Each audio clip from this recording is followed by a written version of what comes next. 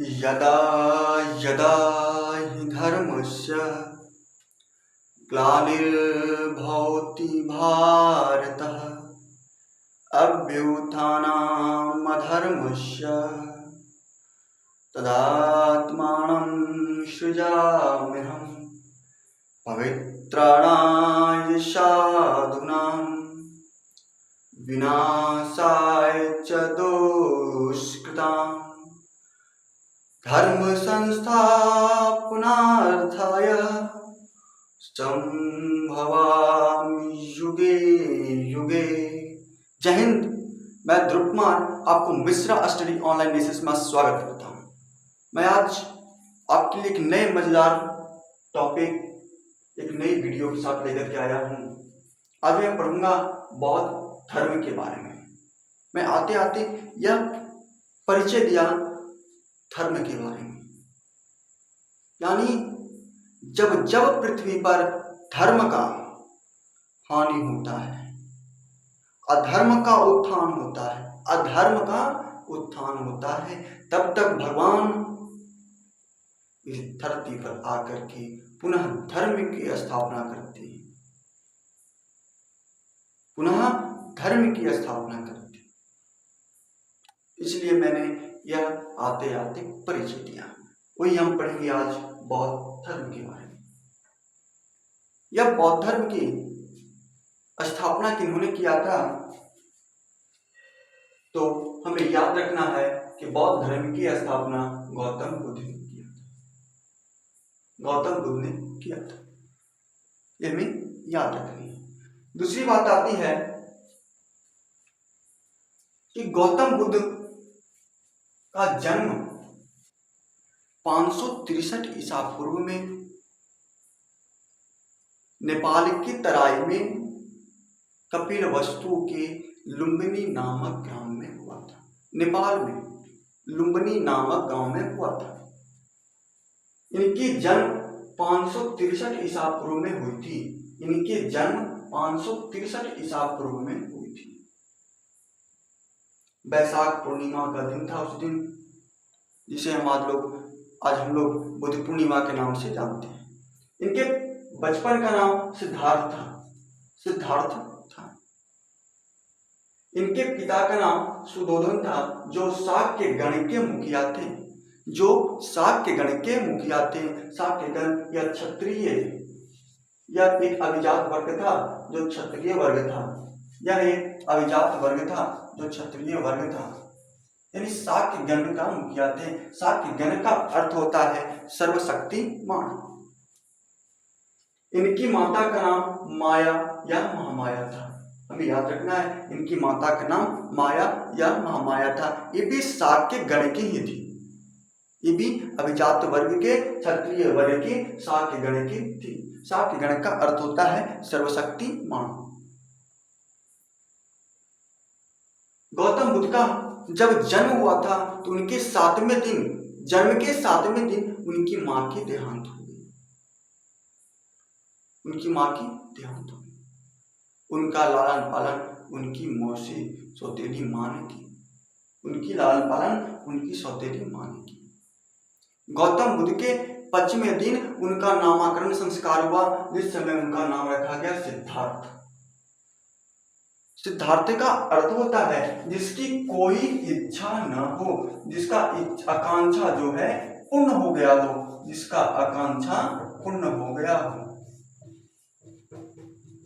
वही सिद्धार्थ है।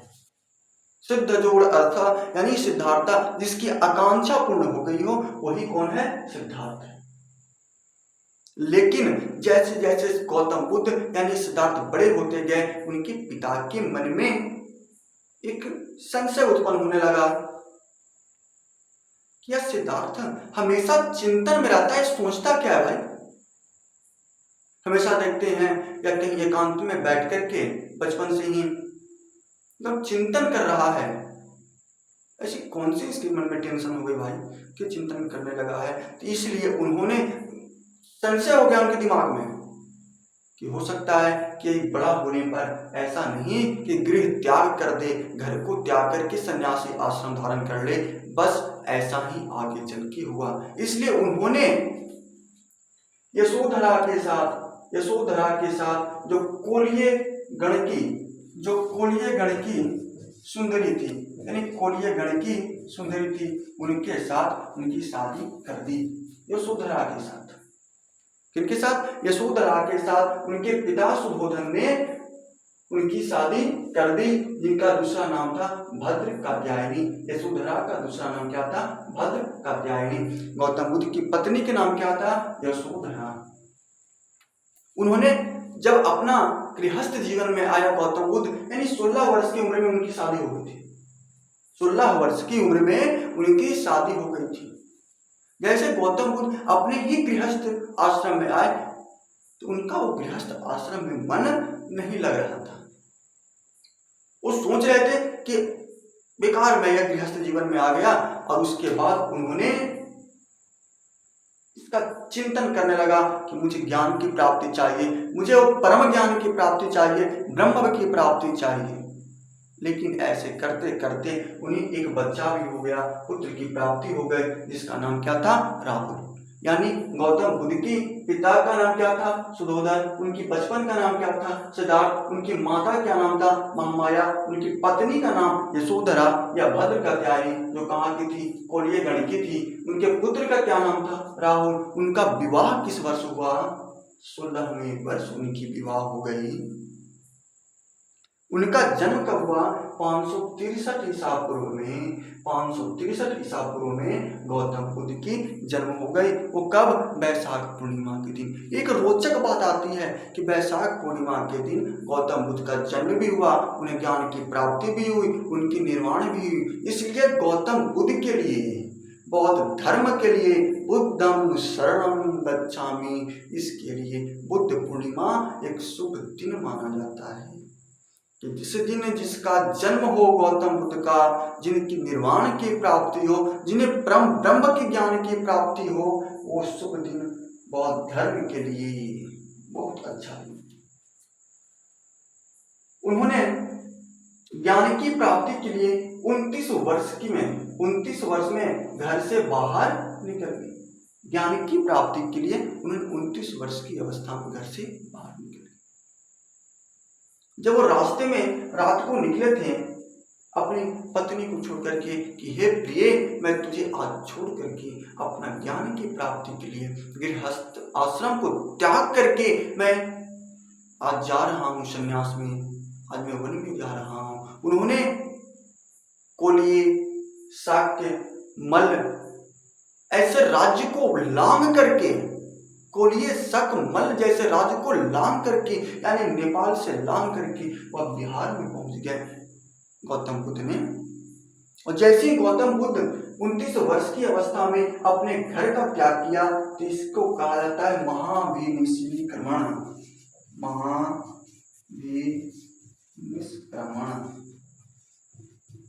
महाभिनिष्क्रमण, गृह त्याग यानी त्याग को उन्हें कहा जाता है बौद्ध धर्म में महाभिनिष्क्रमण। यानी जब 16 संस्कार होती है तो उस समय एक संस्कार होता है निष्क्रमण संस्कार। उस समय बच्चा को 3 या 4 महीने के बाद घर से बाहर निकाली जाती है, इन्हें बाहर घुमाया जाता है। निष्क्रमण संस्कार 16 संस्कार में है हमारे धर्म में। उसी प्रकार इन्होंने जब घर से बाहर निकला तो कहा गया कि महाभिनिष्क्रमण।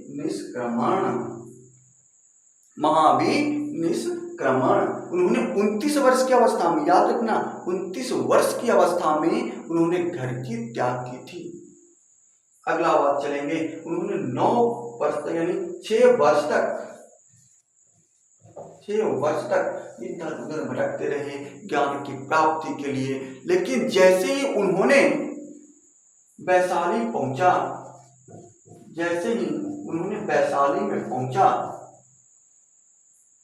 तो उनकी भेंट अलारक राम से हो गई। जैसे उन्होंने वैशाली में पहुंचा कि उनकी भेंट अलारक राम से हो गई। और सांख्य दर्शन के आचार्य थे अलारक राम, जो सांख्य दर्शन के क्या थे? आचार्य थे। उन्होंने गौतम बुद्ध को सांख्य दर्शन की विद्या दी। गौतम बुद्ध ने बहुत तर्क वितर्क किया उनसे कि हे गुरुदेव, हे अलारक राम, आप हमें बस इतना बड़ा बता दीजिए कि ये बूढ़ा व्यक्ति कौन है जो रास्ते में था, वह दुखी व्यक्ति कौन था, वह व्यक्ति कौन था जिसने अपने चिंता से मुक्त होकर के सन्यासी आश्रम धारण कर लिया है, ऐसा कौन था। बहुत तर्क वितर्क करने के बाद अलारक राम ने उन्हें ज्ञान की प्राप्ति दी, सांख्य दर्शन दिया, योगा दर्शन दिया। लेकिन इसके बाद भी गौतम बुद्ध के अंदर चिंतन बरकरार रहा। उन्होंने चिंता में विलीन रहे कि नहीं, मेरा ऐसे नहीं हो सकता, मुझे तो परम ब्रह्म की प्राप्ति करनी है, मुझे ज्ञान की प्राप्ति करनी है, बस एक छोटी सी बात से क्या होगा।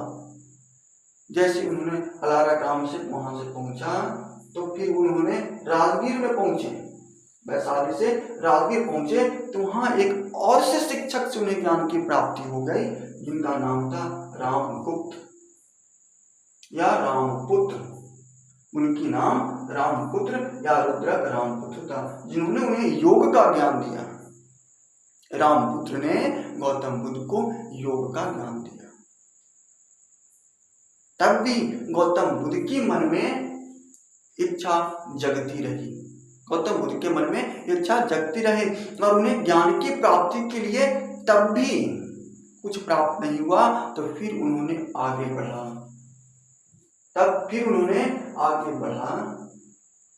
और आगे बढ़ करके निरंजना नदी के किनारे उरुवेला के निकट उन्होंने तपस्या किया। उरुवेला के निकट तपस्या किया। वो तपस्या पर बैठे हुए थे कि उसी समय वहां से बहुत सारी नर्तकियां बढ़ रही थी, बहुत सारी नर्तकियां गुनगुनाती हुई बढ़ रही थी। वो कह रही थी, मैं अपनी बात में कह रहा हूं आपको, कि प्यारी हमारा अमर रहेगा, याद करेगा जहां। ऐसी गाते हुए निकल रही थी और कर क्या रही थी कि अपनी बीड़ा के तार को इतना ढीला तो मत कर देना। वो नर्तकियां कह रही थी, अपने में बात करते गुजर रही थी कि ये बीड़ा के तार को इतना मत ढीला कर देना कि उससे आवाज ही न निकले, बीड़ा उससे आवाज ही न निकले, और इतना मत उसे टाइट कर देना, इतना मत उसे कस देना कि उसे बजाएं तो टूट जाए। इससे गौतम बुद्ध की ज्ञान की प्राप्ति हो गई। इन्होंने सोचा, अरे रे वो जो कह रही है वो सचमुच कह रही है। हमें ज्ञान की प्राप्ति के लिए इतना ढीला ढाला, इतना कमजोर तपस्या नहीं करना चाहिए। अगर हमें ज्ञान की प्राप्ति करनी है तो कमजोर तपस्या नहीं करना चाहिए। जिस प्रकार से नर्तकियां कह रही है कि बीना के तार को इतना ढीला मत कर दो कि उससे आवाज न निकले, यानी मुझे इतना कमजोर तपस्या नहीं करना है कि जिनसे हमें ज्ञान की प्राप्ति नहीं हो जाए। दूसरी बात कि बीना के तार को इतना मत कस दो कि वह टूट जाए। उसी प्रकार कहते हैं कि बीना के तार यानी तपस्या को इतना भी कठोर मत कर दो, इतना भी कठोर मत कर दो कि खुद मैं ही बर्बाद हो जाऊं। इसलिए उन्होंने दोनों के बीच के मार्ग को यानी मध्यम मार्ग को चुना। उन्होंने मध्यम मार्ग को चुना और तुरंत निरंजना नदी के किनारे होते हुए उन्होंने बोध गया में पहुंच गया। उन्हें बोध गया में पहुंच गया।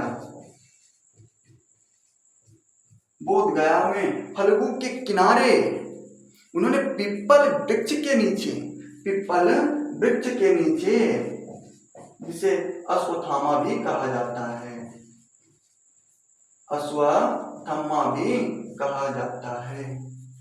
क्या कहा था पीपल को? अश्वत्थामा। और उन्हें ज्ञान की प्राप्ति हो गई। वो कब? मध्यम मार्ग से। जो नर्तकिया कही थी कि बीना के तार को इतना मत ढीला कर दो कि उससे आवाज ही न निकले, और बीना के तार को इतना मत कस दो कि उससे आवाज निकलते वक्त उसके तार टूट जाए। मध्यम मार्ग को अपना करके उन्होंने बोध गया में फल्गु नदी के किनारे पीपल वृक्ष के नीचे ज्ञान की प्राप्ति किया। कितने वर्ष की अवस्था में? 35 वर्ष की अवस्था में उन्हें ज्ञान की प्राप्ति हो गई। उन्हें ज्ञान की प्राप्ति हो गई। जब उन्हें ज्ञान की प्राप्ति हो गई तो सबसे पहला उपदेश उस सारनाथ में दिए, यूपी में सारनाथ के हिरण्यकुंज जगह में उन्होंने अपना पहला उपदेश 5 ब्राह्मणों को दिया, 5 ब्राह्मण पुत्र को दिया। पहला उपदेश 5 ब्राह्मण पुत्र को दिया। उसके तुरंत बाद उन्होंने ऋषि पतनम वाराणसी में पहुंचा, ऋषि पतनम वाराणसी में पहुंचा और वहां इतनी बड़ी धर्म प्रचार किया, सभा बैठाई धर्म की। और ऐसी सभा उस समय न श्रमिकों ने किया था न ब्राह्मणों ने किया था, उन्हें उत्तरोत्तर धर्म का प्रचार किया, इन्होंने सभा बैठाई जिसे धर्म चक्र परिवर्तन कहा जाता है, जिसे धर्म चक्र परिवर्तन कहा जाता है। सबसे पहला उपदेश कहाँ दिया? सारनाथ के हिरण्यकुंज में, यानी हमें याद रखना है सारनाथ में, हमें याद रखना है सारनाथ में। और उन्होंने पहला धर्म चक्र परिवर्तन ऋषि पतनम में दिया, ऋषि पतनम में दिया। धर्म चक्र परिवर्तन करने का मतलब है कि पूरी भीड़ में साथ, यानी उपदेश तो दिया उन्होंने पहला 5 ब्राह्मणों के सामने, लेकिन पूरी भीड़ के सामने उन्होंने धर्म का प्रचार किया। इस कब कहाँ? ऋषि पतनम में, वाराणसी में, जिसे धर्म चक्र परिवर्तन कहा जाता है। बात समझ आ गई? अब देखिए, उन्होंने 42 वर्ष तक, लगभग 42 वर्ष तक अपने धर्म की प्रचार की, लगभग 42 वर्ष तक अपने धर्म की प्रचार की, 42 से 45 वर्ष तक धर्म के प्रचार किए। और अंततः उन्हें 483 ईसा पूर्व में कुशीनारा देवरिया यूपी में, कुशीनारा एक जगह है, कुशीनगर देवरिया जिला यूपी में उनकी मृत्यु हो गई, जिन्हें निर्वाण कहा जाता, मोक्ष कहा जाता है। निर्वाण हो गए। निर्वाण करने का मतलब कि अब इच्छा मेरी पूर्ति हो गई, मेरी अंदर की दीपक बुझ गया, इससे निर्वाण कहा जाता है। उनकी मृत्यु कब हुई थी? 80 वर्ष की अवस्था में, 483 ईसा पूर्व में उनकी मृत्यु हो गई, 483 ईसा पूर्व में उनकी मृत्यु हो गई। 45 वर्ष तक उन्होंने क्या किया? 42 से 45 वर्ष तक उन्होंने धर्म की प्रचार की और अंततः उन्हें 483 ईसा पूर्व में मृत्यु हो गया। गौतम बुद्ध किसने बौद्ध धर्म का स्थापना किया था? गौतम बुद्ध ने। उनके बचपन का नाम सिद्धार्थ, जिसका सब आकांक्षा पूर्ण हो गया हो। उनके पिता का नाम सुधोधन, उनकी माता का नाम महामाया, उनकी पत्नी का नाम है सुंदरा, जो कोलिय गण की राजकुमारी थी। उनका पुत्र का नाम राहुल। कितने वर्ष में शादी हुआ था? 16 वर्ष में। उनका जन्म कब हुआ था? 583 ईसा पूर्व में। कब? वैशाख पूर्णिमा के दिन। ज्ञान की प्राप्ति इसी दिन हुआ, इनका मृत्यु भी इसी दिन हुआ, इसलिए इसे शुभ दिन माना जाता है, क्योंकि तीन चीज, निर्वाण चीज, ज्ञान की प्राप्ति सारी की सारी इन्हें वैशाख पूर्णिमा के दिन हुआ, इसलिए इसे क्या कहता है? बुद्ध पूर्णिमा। और इसके त्योहार मनाए जाते, कुछ दिन पहले ही तो मनी थी। इनकी मृत्यु कब हुई? 483 ईसा पूर्व में। कितने वर्ष की अवस्था में? 80 वर्ष की अवस्था में। इनके प्रथम गुरु कौन थे? अलारक राम। अलारक राम। मृत्यु कब हुई थी? 483 में। कहाँ? कुशीनारा देवरिया यूपी में। कितने वर्ष में? 80 वर्ष में। इनके प्रथम गुरु कौन थे? अलारक राम थे। किसके दर्शन किए थे? सांख्य दर्शन के आचार्य थे, जिन्होंने गौतम बुद्ध को कौन से दर्शन दी थी? सांख्य दर्शन। द्वितीय गुरु कौन थे? रामपुत्र थे, जो जिन्हें रुद्रक पुत्र भी कहा जाता है। उन्हें कहाँ ज्ञान की प्राप्ति हुई थी? राजगीर में। रुद्रक पुत्र ने गौतम बुद्ध को ज्ञान की प्राप्ति करवाया था, यानी योगा का नियम बताया था। उन्हें घर से बाहर कब निकला? 29 वर्ष की अवस्था में घर को त्याग दिया उन्होंने, जिसे महाभिनिष्क्रमण कहा जाता है। उन्होंने घर को त्यागने के बाद कहाँ पहुंचा? तो निरंजना नदी के तट पर। सबसे पहले तो उन्हें भेंट किनसे हुआ? अलारक राम से वैशाली में। उसके बाद क्या हुआ? राजगीर में इनसे हुआ, रामपुत्र से या रुद्रकपुर से। उसके बाद निरंजना नदी के किनारे उर्वेला नामक जगह पहुंचे। वहां उन्होंने तपस्या किया, लेकिन वहां भी उन्हें ज्ञान की प्राप्ति नहीं हुई। वो स्त्रियां क्या कही कि बीना के ताल को इतना ढीला मत कर देना कि उस टूट आवाज ना निकले, और उसे इतना टाइट मत कर देना, कस मत देना कि वो टूट जाए। तब उन्होंने आकर के बोध गया में 35 वर्ष की अवस्था में वैशाख पूर्णिमा के दिन ज्ञान की प्राप्ति हुई। उन्होंने प्रथम उपदेश सारनाथ में हिरण्यकुंज पर, सारनाथ की हिरण्यकुंज जगह पर 5 ब्राह्मणों को उपदेश दिया। और सबसे पहला धर्म चक्र प्रवर्तन कहाँ किए? तो ऋषिपत्तनम में। आपको ये सब बात एकदम याद होनी चाहिए। आप लोग इस सारी बातों को नोट्स कर लें। इसके बाद मैं अगली बात को आपके सामने रखूंगा।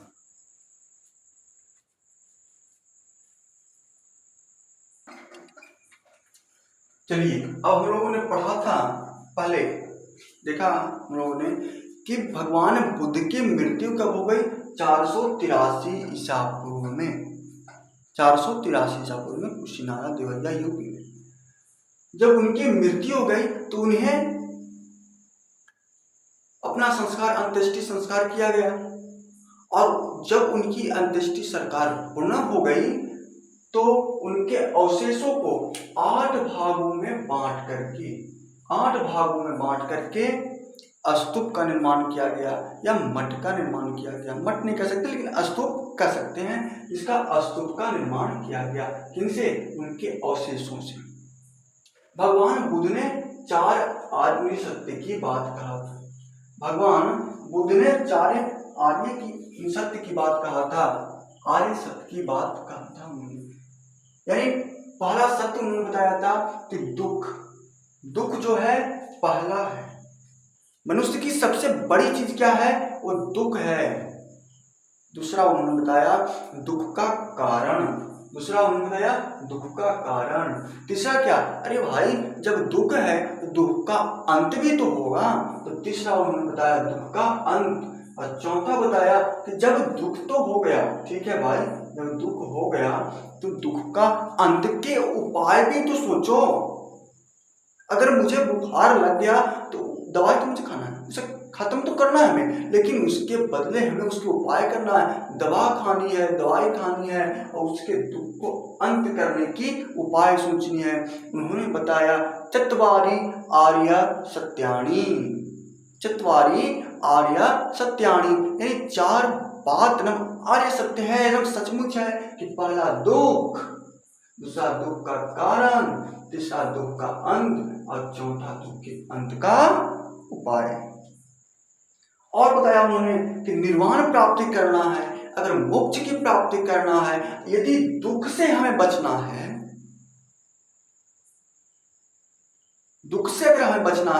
तो हमें 8 मार्ग को अपनाना होगा। इसलिए उन्होंने अष्टांगिक मार्ग दिया। पहला सम्यक दृष्टि, सम्यक संकल्प, सम्यक वाक, सम्यक कर्मांत, सम्यक आजीवन, सम्यक व्यायाम, सम्यक स्मृति, सम्यक समाधि। अपना नजर सही जगह पर रखो। उन्होंने कहा कि अपना नजर सही जगह पर रखो। अपने मन में जो देख रहे हो उस सच्चाई को देखो, यानी सम्यक दृष्टि, सब पर समान दृष्टि रखो। सम्यक दृष्टि, सम्यक संकल्प, सम्यक वाक, सम्यक कर्म। क्या बोलना है? सम्यक दृष्टि, सम्यक संकल्प, सम्यक दृष्टि, सम्यक संकल्प, सम्यक वाक, सम्यक कर्म, आजीवन व्यायाम आजीवन करना है, तभी तुम्हें दुख का अंत होगा। आजीवन व्यायाम, स्मृति समाधि, यानी याद रखना। अष्टांग मार्ग में संकल्प, पहला दृष्टि, दूसरा संकल्प, तीसरा वाक, चौथा कर्म, आजीवन व्यायाम, स्मृति समाधि। अष्टांगिक मार्ग में बताया कि दुख को अंत करना है तो अष्टांगिक मार्ग पे जाओ। बुद्ध के त्रिरत्न थे या है भी, बुद्ध, धम्म और संघ। उनके त्रिरत्न कहे जाते हैं। हमें याद रखना है कि त्रिरत्न किस धर्म से है? तो बौद्ध धर्म से। उसमें कौन कौन सी बात है? बुद्ध, धम्म, संघ। उन्होंने कहा कि अगर निर्वाण की प्राप्ति करनी है, यानी मोक्ष की प्राप्ति करनी है, तो इस 10 शील को मानना होगा। उन्होंने 10 शील दिया कि अगर तुम्हें मोक्ष की प्राप्ति करनी है तो ये 10 शील तुम्हें रखना होगा। तो उन्होंने बताया कि अहिंसा, हिंसा न करो, सत्य बोलो, सदा सत्य बोलो, तभी तुम्हें निर्माण की प्राप्ति होगी। आस्ते चोरी ना करो, आस्ते मतलब चोरी ना करो। अपरिग्रह धन का संचय मत करो। कमार सब जमा करके रख ले हैं, नहीं, उससे और टेंशन बनेगा, मोक्ष की प्राप्ति नहीं होगी कि यह पैसा किस चीज में खर्च करना है, यह पैसा किस चीज में खर्च करना है, टेंशन बनी रहेगी। जितना ज्यादा अधिक पैसा रहेगा उतना ही तुम्हें टेंशन बना रहेगा। इसलिए उन्होंने कहा कि अपरिग्रह मत करो। धारण करना है यानी तुम्हें अगर निर्माण की प्राप्ति करना है तो धन को जमा मत करो, चोरी मत करो, ध्यान भटक जाएगा। नशा तो एकदम मत करो, धूम्रपान निषेध कर दो। असमय भोजन मत करो, समय फिल्म मान लो कि 9 o'clock यानी 9 बजे हमें भोजन कर लेना है तो कर लेना है, नहीं तो 9 बजे कर रहे हैं, कभी मन किया 10 बजे करें, कभी उठ के भोर 5-6 बजे खा लिए, ऐसा नहीं। टाइम मान लो कि समय पर भोजन करना है। तीसरा बात, कोमल बिस्तर का उपयोग मत करो, यानी एकदम मखमल वाला बिस्तर मत करो। मखमल वाला बिस्तर करेगा तो निर्माण की प्राप्ति नहीं होगी, मोक्ष की प्राप्ति नहीं होगी। यानी तुम्हें कठोर होना चाहिए बिस्तर, भुइयां में सुतो, जमीन में सुतो, है ना। धन संचय नहीं करना है, वही अपग्रह नहीं करना, धन संचय नहीं करना है। स्त्रियों से दूर रहना है, स्त्रियों से दूर रहना है। फिर नृत्य गमन से दूर रहना है, नृत्य भी नहीं करनी है, नृत्य को देखने नहीं जाना है ना। यानी नृत्य से दूर रहना है, गान बजान से दूर रहना है, तभी आपको दशशील की प्राप्ति होगी, निर्वाण की प्राप्ति होगी, मोक्ष की प्राप्ति होगी। फिर उन्होंने कहा गौतम बुद्ध ने कि पशु बलि को बंद करो यार, पशु बलि को बंद करो। तो यज्ञ कर्म से उठते हो और तुरंत जाकर के मांसाहारी के फेर में लगे रहते हो। जब समाप्त हुआ तुरंत पहुंच गए मीट की दुकान पे, चिकन मटन, थोड़ा यार जल्दी से जल्दी कर, 10 दिन से मैं यज्ञ समाधि में था, 10 दिन से नवरात्रा कर रहा था, एकदम पेट भूखा यार, फल खाते खाते, बात है ना। फिर कहे कि घोर तपस्या मत करो, संसार का त्याग मत करो, और जाति पाति छुआछूत मत करो, ये सब उन्होंने वर्जनीय कर दिया। बौद्ध धर्म में सम्मिलित होने की न्यूनतम आयु कितनी थी? 15 वर्ष थी। महिला की प्रवेश की अनुमति कहाँ मिला? वैशाली में। सर्वप्रथम महिला बौद्ध धर्म का प्रवेश की वैशाली में। बौद्ध धर्म की जो पुस्तक लिखी गई थी, या सूत्र पिटक, अभिधम्म पिटक, विनय पिटक, किस भाषा में लिखी गई थी? पाली भाषा में। हमें याद रखना है कि गौतम बुद्ध की सौतेली माँ ने उनकी लालन पालन किया था, इसलिए उनके पिता को सौतेली माँ क्या लगी? साली। सौतेली माँ उनकी बहन थी, उनकी महामाया की चचेरी बहन थी, इसलिए कहेंगे उनको उनके पिता की साले। यानी गौतम बुद्ध का लालन पालन कौन किया? तो उनके पिता की साली, इसलिए उन्होंने अपना धर्म दिया, अपनी भाषा दी धर्म में, पाली, साली, पाली, पाली, साली, है ना। बात यहाँ याद रखना है। आगे देखना कि सर्वाधिक उपदेश, उन्होंने तो उपदेश सभी जगह दिया, सारनाथ, कौशल, विज्जी, संग, बज्जी सब में दिया, लेकिन सबसे ज्यादा उन्होंने श्रावस्ती में दिया, जो कौशल की राजधानी थी। श्रावस्ती में सबसे अधिक उपदेश दिया। गौतम बुद्ध ने सबसे अधिक उपदेश कहाँ दिया? श्रावस्ती में। कहाँ की राजधानी थी? कौशल देश की राजधानी थी। सबसे पहला उपदेश कहाँ दिया था?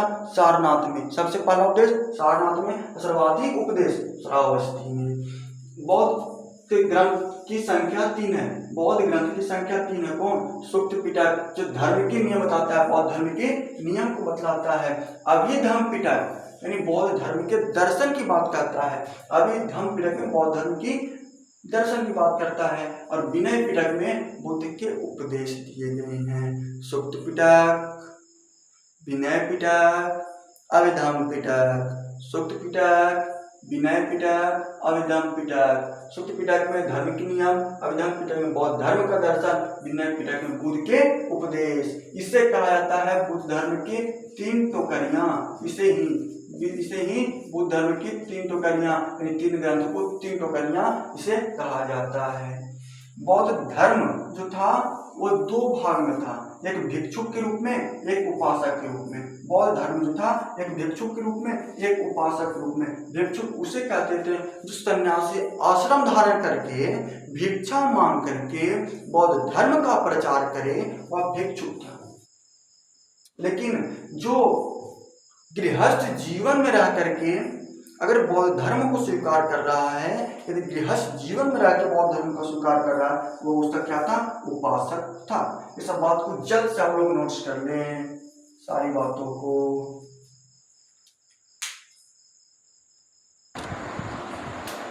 अब हम लोग पढ़ेंगे बौद्ध सभाएं।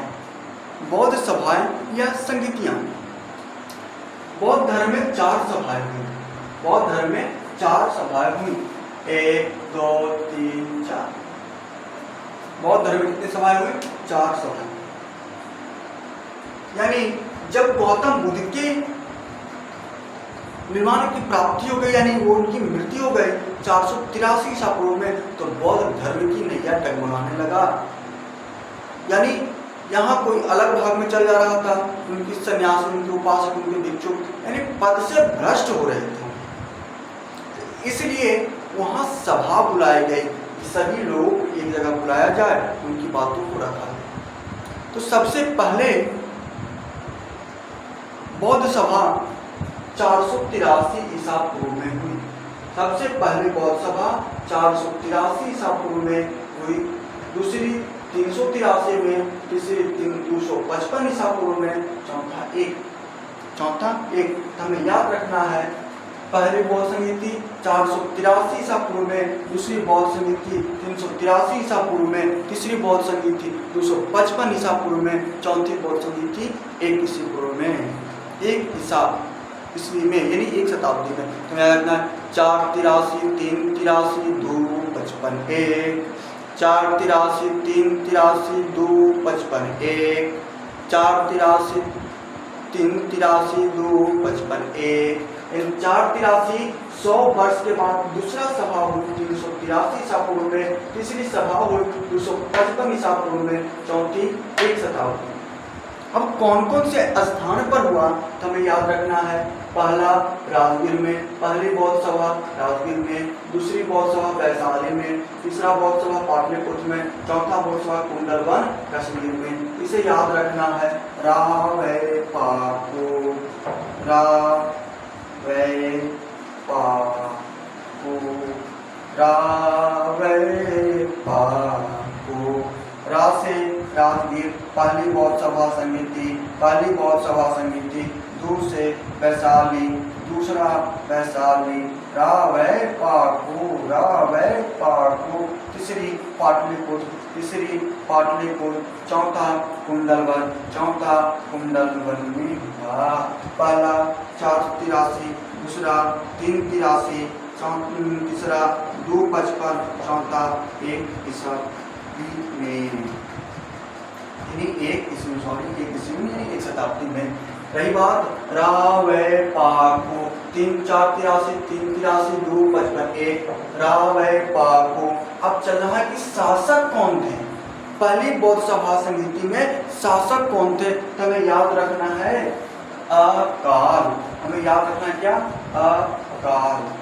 बस इतनी सी बात को हमें याद रखना है कि सभी शासक का नाम, सभी शासकों का नाम आपको याद हो जाएगा। बस आ से अजातशत्रु, आ से अजातशत्रु याद रखना है। अकाल, आ से अजातशत्रु, अजातशत्रु। काल, काल देखना है। कालाशोक, कालाशोक, कालाशोक। शोक क्या? कालाशोक। अब शोक को क्या करना है? यहाँ से दूसरी बौद्ध सभा समिति में, दूसरी बौद्ध सभा समिति में कालाशोक। यहाँ याद रखना है शासक का नाम अकाल, अकाल। आ से अजातशत्रु, काल से कालाशोक। अब बस इतना याद रखना है। शोक, अंतिम 2 वर्ड को उठा के आना, यहाँ लिखना है अशोक। क्या? अशोक। तीसरी बौद्ध सभा समिति के शासक कौन थे? किनके समय में हुआ था? अशोक के समय में। और वही बात यहाँ 2 शब्द को काटे, अब यहाँ 1 शब्द को काटे, खाली का को काटना है, उसके बाद में क्या लिखना है? कनिष्क।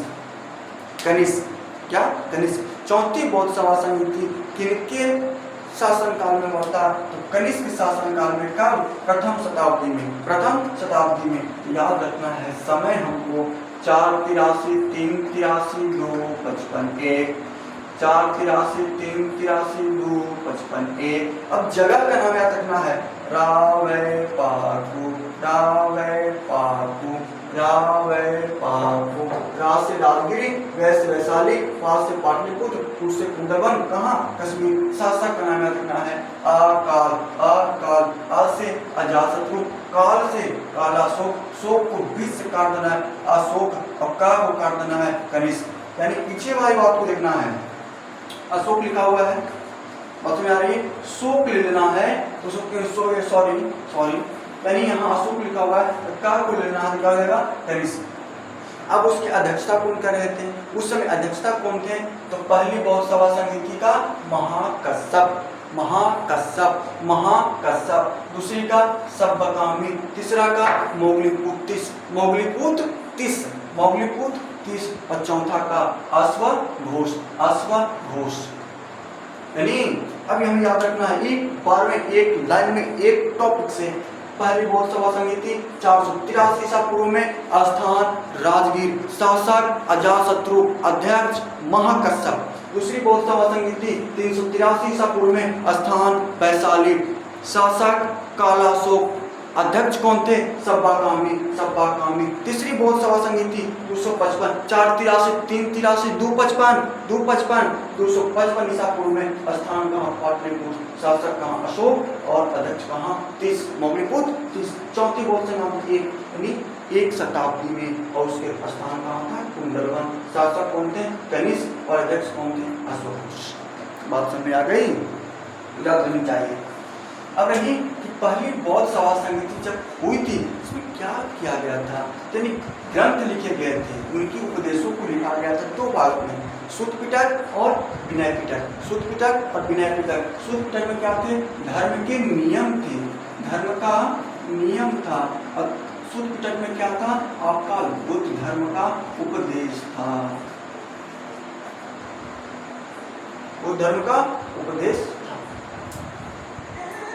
दूसरी बौद्ध सभा समिति जब हुई तो उसमें 2 भाग बट गए, महायान सभा में 2 भाग बट गए। कौन कौन थे वो?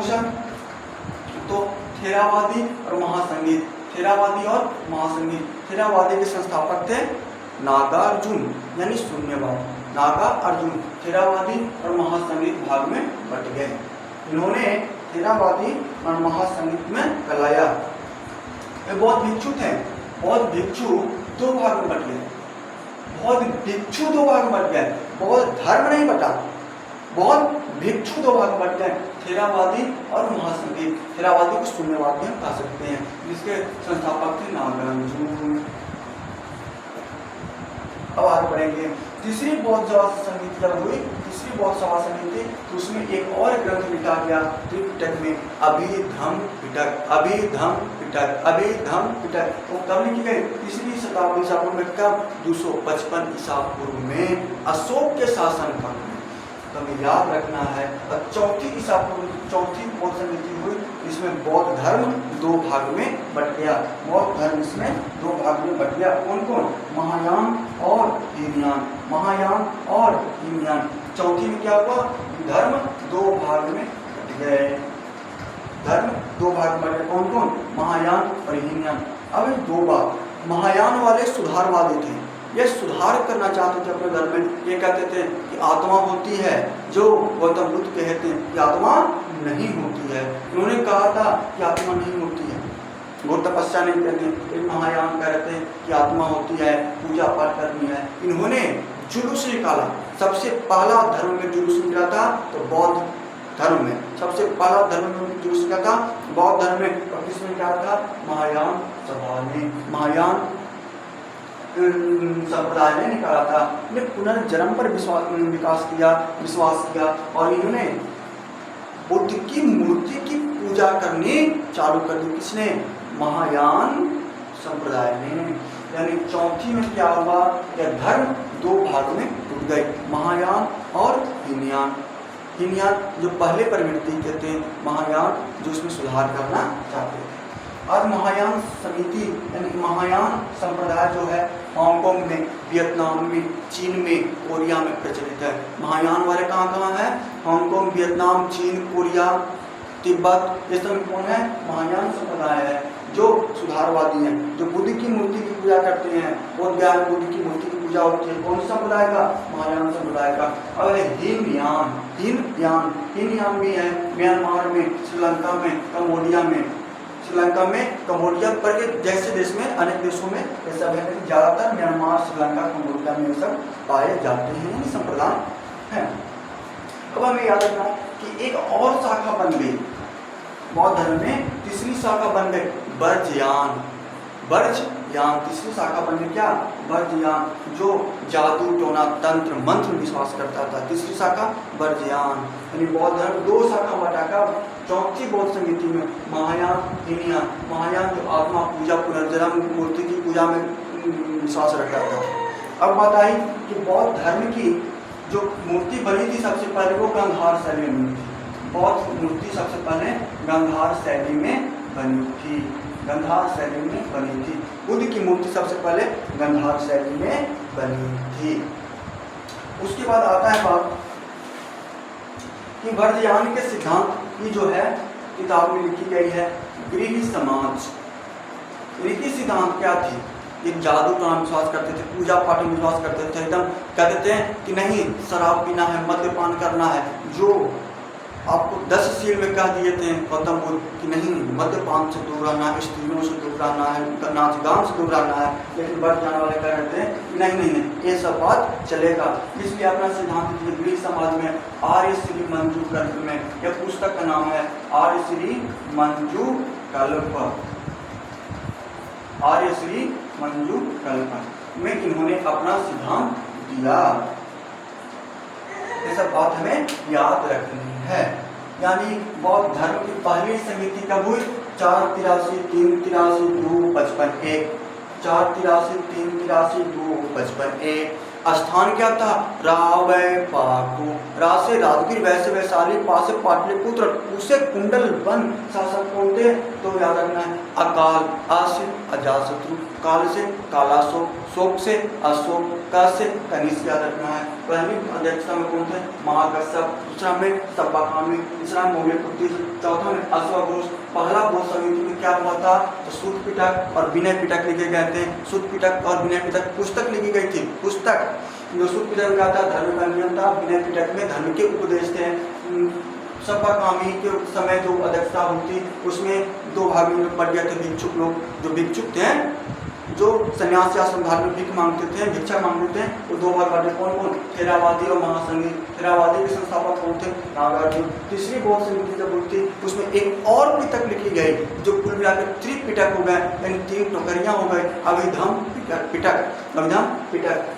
बात समझ में आ गई। चौथी बौद्ध सभा समिति जब हुई तो वह धर्म जो था बौद्ध धर्म 2 भागों में बट गया, महायान संप्रदाय और हीनयान संप्रदाय। महायान संप्रदाय जो सुधारवादी था, जिन्होंने बुद्ध की पूजा करता था, मूर्ति की पूजा करता था, आत्मा की बात आता था, पुनर्जन्म विश्वास करता था, हीनयान नहीं विश्वास करते थे।